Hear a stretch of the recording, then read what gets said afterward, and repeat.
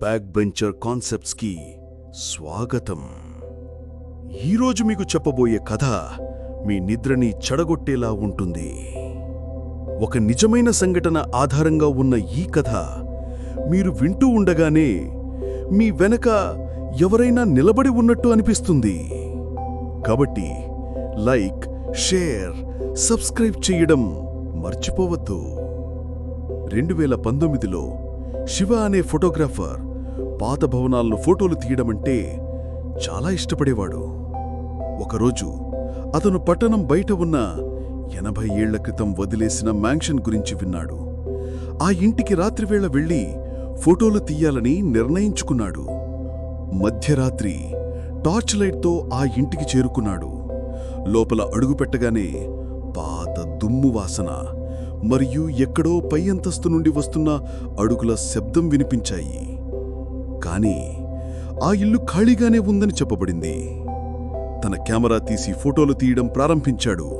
ప్రతి ఫోటోలో ఒక మసకమైన నీడ శివకు కనిపించకపోయినా ఫోటోల్లో మాత్రం స్పష్టంగా కనిపించింది. అతను భయపడ్డాడు. కానీ ఆ ఇంటి మిస్టరీని బయట పెట్టాలని అనుకున్నాడు. ఒక్కసారిగా ఒక తలుపు తనంతటదే మూసుకుంది. శివ టార్చ్ లైట్ తిప్పి చూసేలోపే ఆ తలుపు వెనక ఏదో కదులుతున్నట్టనిపించింది. వెళ్ళిపో, వెళ్ళిపో అన్న చప్పుళ్ళో తన చెవుల్లో పడ్డాయి. కానీ చుట్టూ ఎవరూ లేరు. అతను ఆ వాయిస్ రికార్డ్ చేయడానికి కెమెరా మైక్ ఆన్ చేశాడు. ఒక పొడవాటి గదిలోకి అడుగుపెట్టగానే గోడపై వేలాది పాత ఫోటోలు అతన్ని చూస్తున్నట్టు అనిపించాయి. వాటిలో ఒక ఫోటోలో శివ తననే చూసుకున్నాడు. కానీ ముఖం రక్తంతో నిండిపోయి ఉంది. అతను తడబడుతూ వెనక్కి తగ్గాడు. ఒక్కసారిగా వెనక తలుపు బిగుసుకుపోయింది. లోపల ఉష్ణోగ్రత ఒక్కసారిగా పడిపోయింది. అతని శ్వాస గాలిలో పొగలా కనిపించింది. ఆ చీకటిలో ఒక స్త్రీ ఆకారం, ముఖం పూర్తిగా కాలిపోయినట్టుగా, కళ్లలో ఎర్రటి కాంతి అతని వైపు నడుచువచ్చింది. ఆమె పెదవులు కదులుతున్నాయి. కాని శబ్దం మాత్రం ఎక్కడో అతని తలలోనే వినిపించింది. ఆమె చెప్పింది ఈ ఇల్లు ఆమెదని, ఆమెనే ఇక్కడ బంధించి కాల్చి చంపారని. ప్రతి సంవత్సరం కొత్త మనుషులు ఈ ఇంట్లో అడుగుపెట్టినప్పుడు ఆమె ఆత్మను బలంగా పెంచుకోవడానికి వారిని ఇక్కడే ఉంచుకుంటుందని. శివ తన టార్చ్ వేసి తలుపు వైపు పరిగెత్తాడు.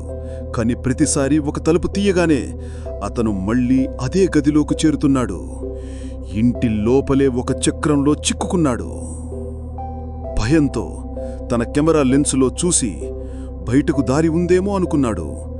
కాని లెన్సులో కనిపించింది ఆ స్త్రీ తన వెనక నిలబడి తన భుజంపై చెయ్యి పెట్టింది. కెమెరా కింద పడిపోయింది. క్షణంలోనే ఒక పెద్ద కేక, తరువాత నిశ్శబ్దం. కెమెరా రికార్డ్ అవుతూనే ఉంది. 2 రోజుల తర్వాత పోలీసులకు కెమెరా మాత్రమే దొరికింది.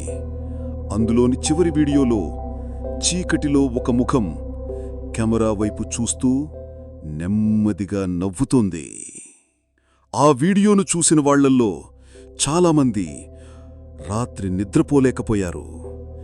ఎందుకంటే చివరి ఫ్రేమ్లో ఉన్న ఆ ముఖం వారి వెనక అద్దంలో కనిపించిందని చెప్పారు.